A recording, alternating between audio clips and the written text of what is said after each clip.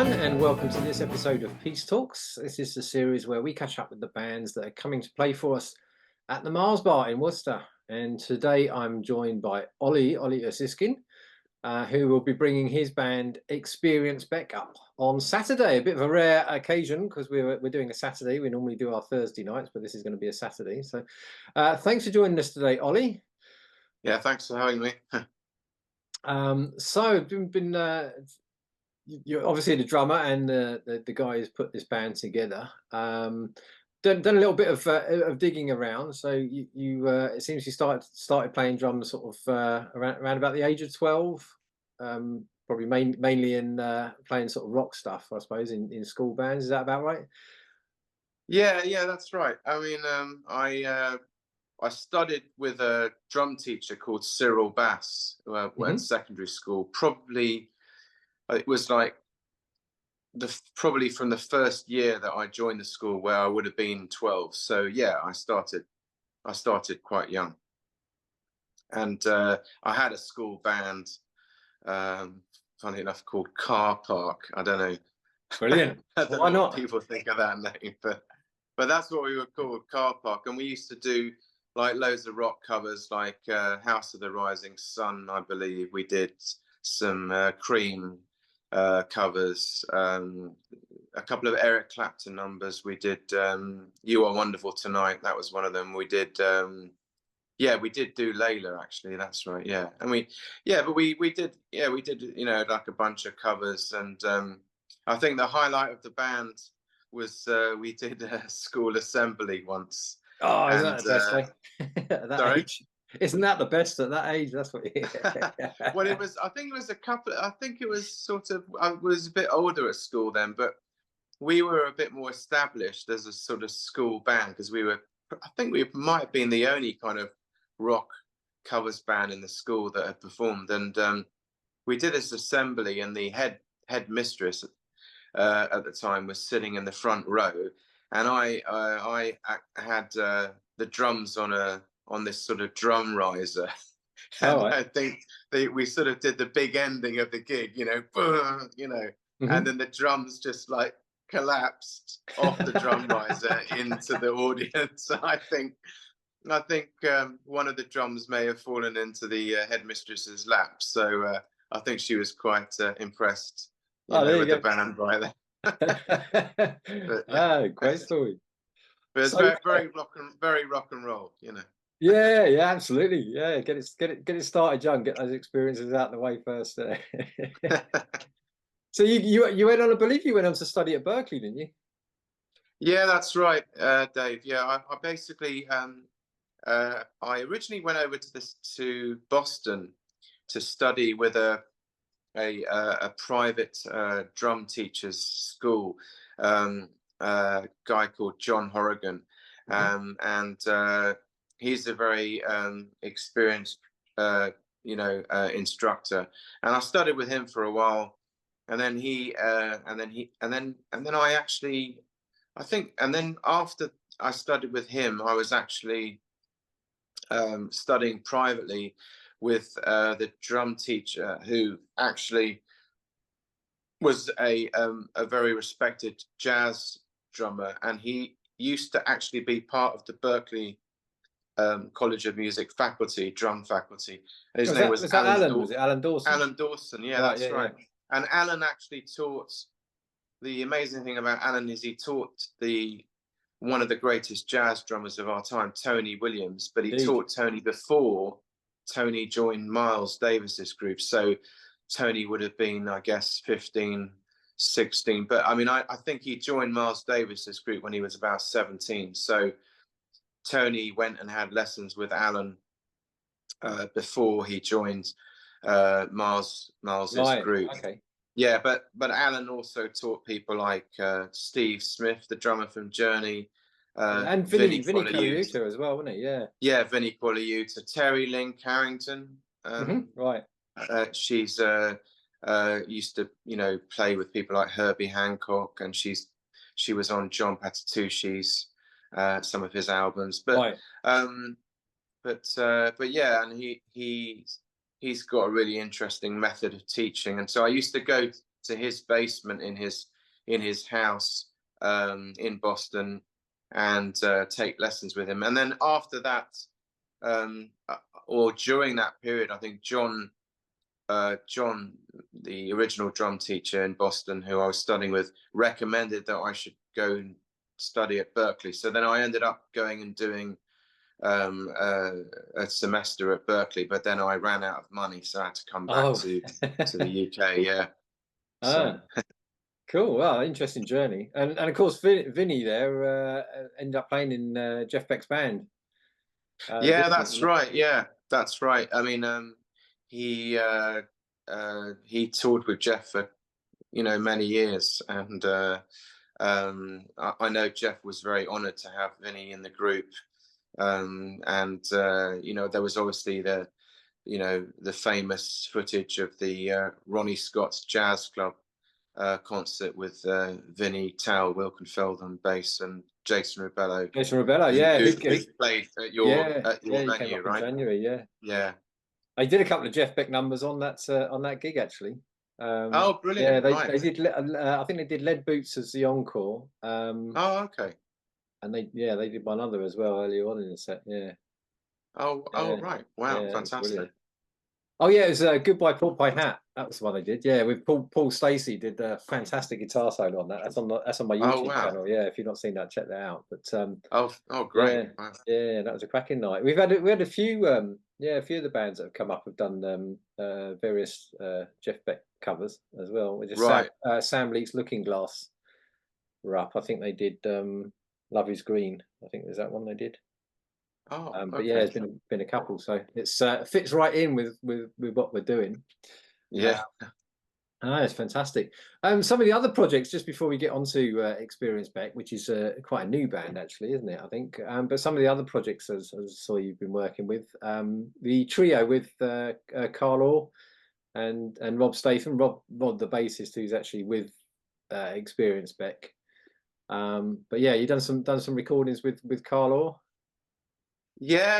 I actually, well, I mean, I had a band with Carl that I formed, and it was a trio, and we used to do quite a few jazz gigs around London, and it always went down really well. And then because the band sounded really, really great, I just discussed with the guys, would they be interested in recording a record? And then we'd sort of, then the last album that I released, I was actually the executive producer on it was a bass player from Los Angeles, America, called Jimmy Haslip. Oh, right, yeah.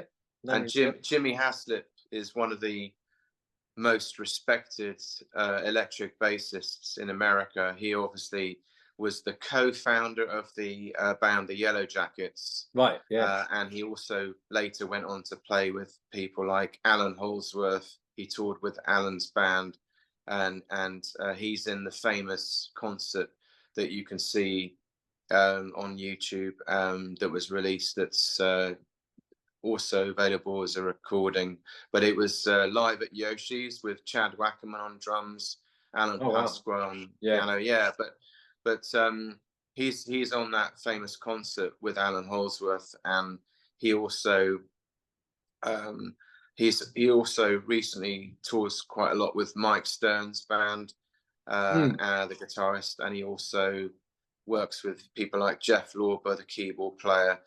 But Jimmy's also a very respected producer. So he's always, when you talk to him, he's always talking about a lot of projects that he's doing with all these amazing players like Simon Phillips, the drummer. I know he works with Simon quite a lot.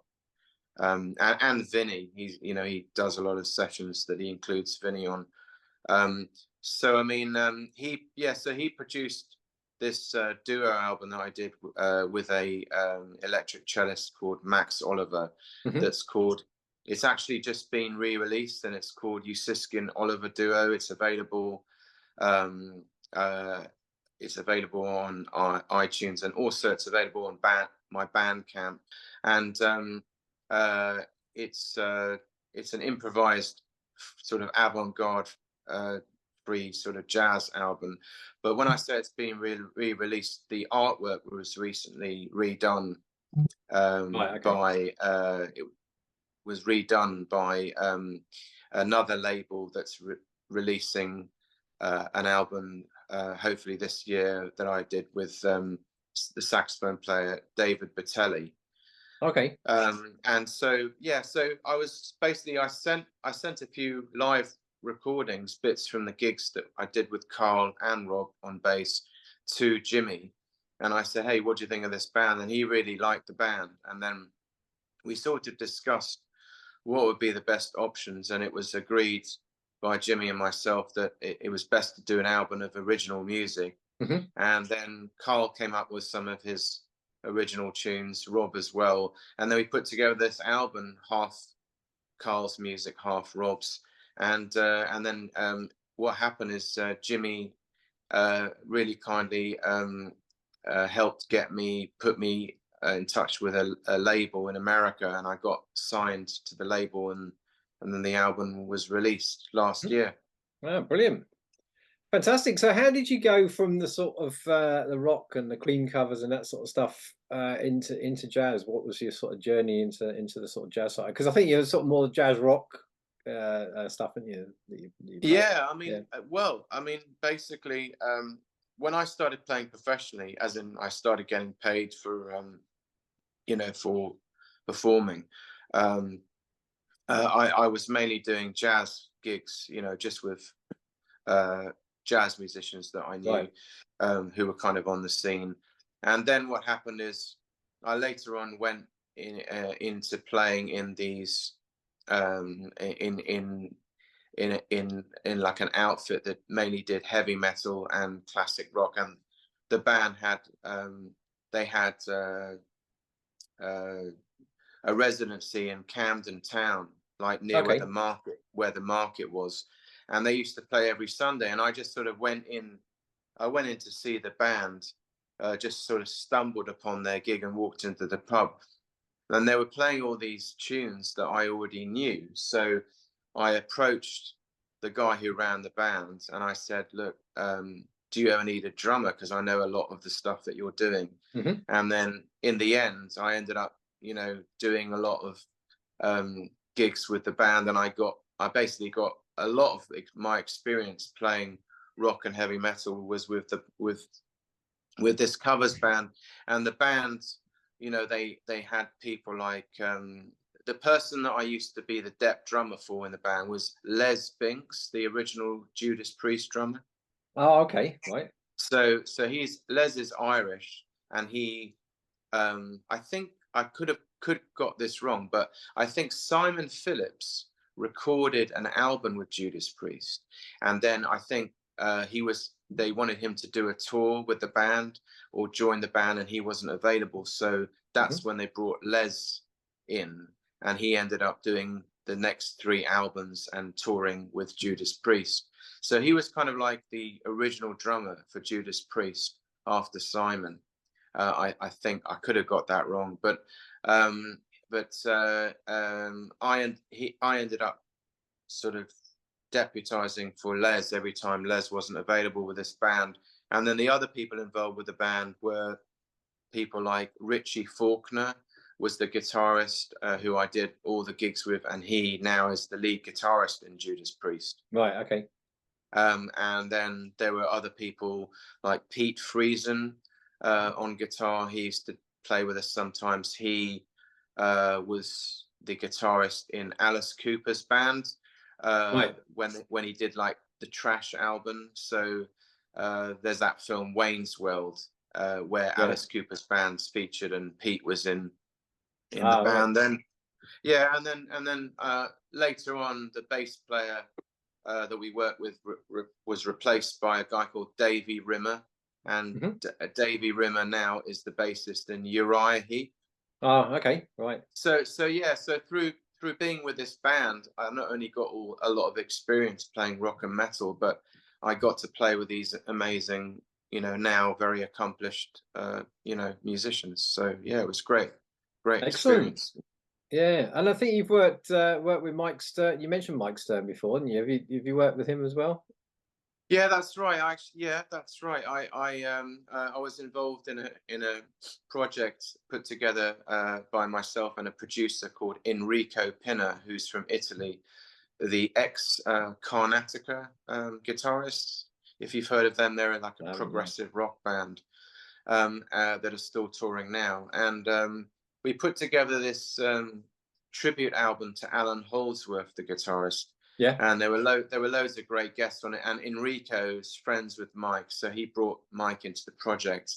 And I was on, I think there are 13 or 12, 13 tracks on the album. I was on 7 of them, and I ended up on that track that Mike played on. So that was really amazing. And the album is available online, and it's released on YouTube, so you can stream it on there. It's called the 19 Men of Tame, Alan's Ah, Legacy. okay, yeah, because yeah, the 16 entertainment, yeah.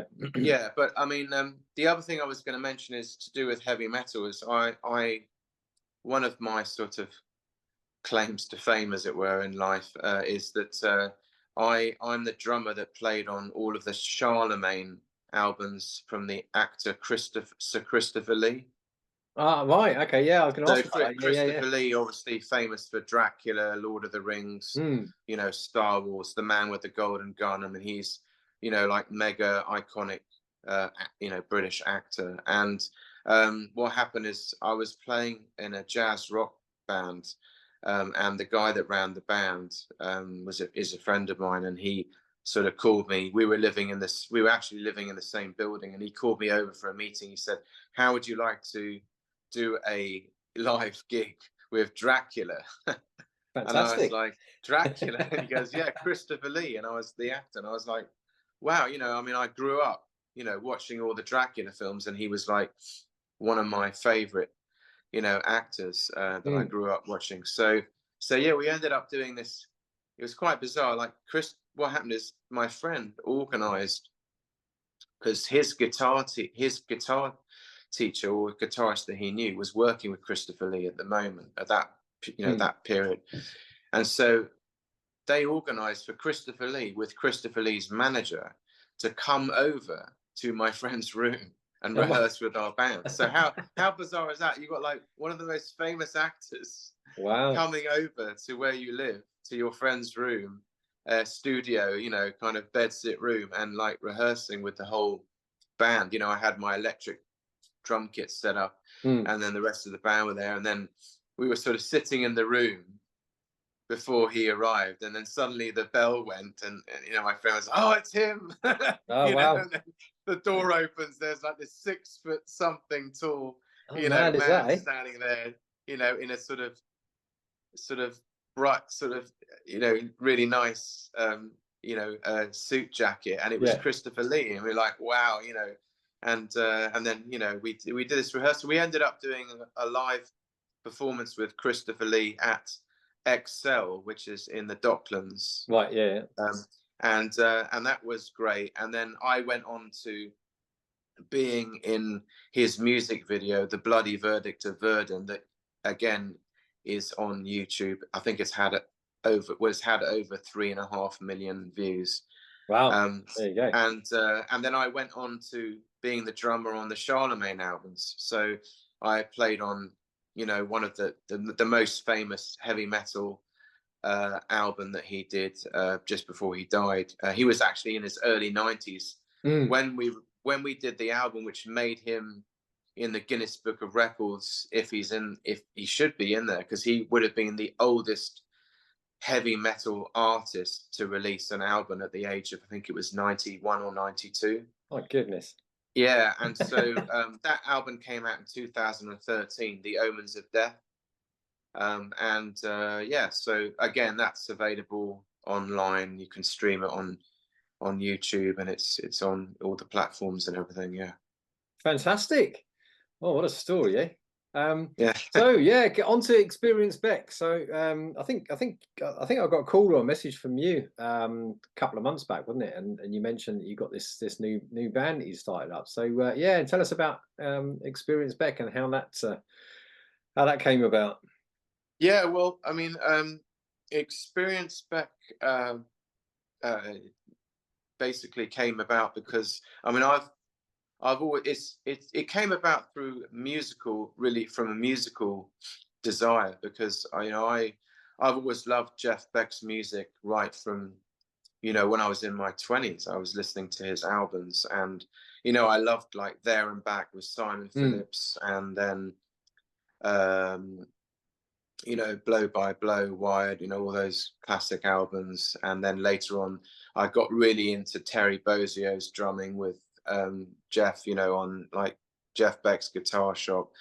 And then later on, still got, really was really into all the stuff he did with Vinnie, Mm. Colaiuta, like this Ronnie Scott's show. And then some of the live audio stuff that's available.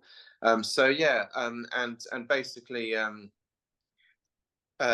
just, I sort of, that I know other people, and I've been in other tribute bands, and I just thought, you know what, I could put together a tribute band, and make a really good show, doing Jeff's music. And Mhm. so I done a I done a I done a gig with the guitarist who plays with us, Guy D'Angelo, who's from New York, and I happened to bump into Guy at the 100 Club some months ago this year, towards the beginning of the year. And I just said to him, I said, hey, I'm thinking of putting together this tribute band to Jeff Beck. Would you be available? And he was like, oh man, Jeff is like my absolute idol. I would absolutely love to do that. Let's talk about this. and Mm. and then yeah, and then I brought Rob Statham, obviously already worked well with Rob as a rhythm Yeah. section, so I brought him into it. He was available. And then keyboard player Aurelius Circa, who is from Lithuania, who I've toured with before, as in Lithuania actually, in 2010. So I kind of put this band together, and uh, basically because we, as members of the band, we all really love Jeff Jeff's music. And so it's not the sort of band where we're trying to clone what he did. Everyone that's heard the band, including actually, I should mention that at one of our last shows, um, we met Jeff Beck's ex-manager. Is a guy called Okay. Al Dutton. Al Oh, right. Dutton, his name is. And Al Dutton's English, and super lovely guy. And I was introduced to him because actually he got in touch with Guy, the guitarist, and said he Mhm. wanted to come to the show. And he came down to the show, and then at the end of the show, he basically, well, after the show, he sent Guy a really lovely message, and in the end gave us permission to use it. And it was something along the lines of, oh, really loved you guys doing your own Right. take on the Jeff Beck style, and really enjoyed the show, and had a great night. So I think what he liked, and what a lot of people are saying about the band, is that we're not clones. Because you get some of these tribute bands, and they want to play everything absolutely Mm. identical to the original. Yeah. But we're not like that. Yes, we play the arrangements Yeah. exactly how they're supposed to be, but we interpret the music and feel in our own stylistic way. So I'm not trying to be any of these drummers that Jeff played with. I'm influenced by them, but when I play, I'm trying to just play like myself, and forget about all of that. And I think everyone is doing the same thing. Like Guy is doing that, the guitarist, Rob, everyone, Aurelius. So I think that's the nice thing about the band, is we're paying homage to Jeff's music, but we're Mm. doing it in our own musical way, Yeah. and people are really vibing off of that. And we're getting really good feedback. I mean, we've pretty much got bookings every month of this year, and we're going to Scotland next year we've been booked, Brilliant. you know, to play at this place called Backstage in Kinross in March. So yeah, you know, I think stuff's coming in all the time, and I think, you know, we're getting a very good reaction as a band, and we've also got representation now in America with a management Fantastic. company in Los Angeles. Yeah, so they're hoping to get us over there at some stage. So yeah, Brilliant. but yeah, we've had good attendance at the shows so far, and like all the feedback's been really great. People keep saying they want to come back and see us again, and the last venue we played at's already talking about getting us in again this year. So yeah. Fantastic. Well, I'm really pleased that we've managed that you got in touch, and I'm glad that you were quite persistent, because you jumped the queue in some ways. Because I wasn't, like I said, I wasn't sure whether I was going to put anything in on July. So the dates all worked out, and that was fantastic. So yeah, really looking forward to it. Is there a favourite of yours that you're playing in the set? A favourite piece? Yeah, well, I mean, to be honest, there isn't a favorite, because I just, you know, I really love all of the set list, all of the tunes that we're doing. I mean, there were a few crazy ones that are quite fun to play, like Scatterbrain, which is Mm. in, I think that's in 9/8, so that's quite fun because it's in an odd meter, and I actually, I like playing. There's a Billy Cobham tune Jeff used to do called Stratus, Stratus, yeah, yeah. and I quite like playing that because it's got a really nice kind of funky groove that you can really lock into and play off of. So I like Stratus, and but I mean all of Jeff's music's really you know, expression and you know, just beautiful melodies. And I mean, you know, Guy, our guitarist, Guy D'Angelo, he just really just plays the stuff so gracefully and with so much feel that it's at times, if you close your eyes, it's almost like Jeff's, you know, in the Mhm. room. So you know, I think that's something very special. We're very fortunate to actually to have Guy as our front man, because you know, he brings so much to the act, and I think that's what people will want to experience. You know, coming to see something like a Jeff Beck tribute is for the guitarist to shine, and he Yeah, really does. absolutely. You know, so, Big shoes to fill. yeah. Fantastic. Well, like I say, I'm really excited to have you come along and play one of your gigs in the UK here, and hopefully you'll go on and get some gigs out in the US as well. So um, until Saturday, I nearly said Thursday there, because I'm so used to these being on Thursdays. Right. I have to double check all my promotion material when I'm putting it out, make sure. But yeah, so Saturday the 6th of July. That's this Saturday coming up. It'll be Experience Beck at the Mars Bar. Come on down. So thanks, Ollie, for your time today. It's been great chatting with you, No, pleasure. and Thanks for having me. safe trip up on Saturday.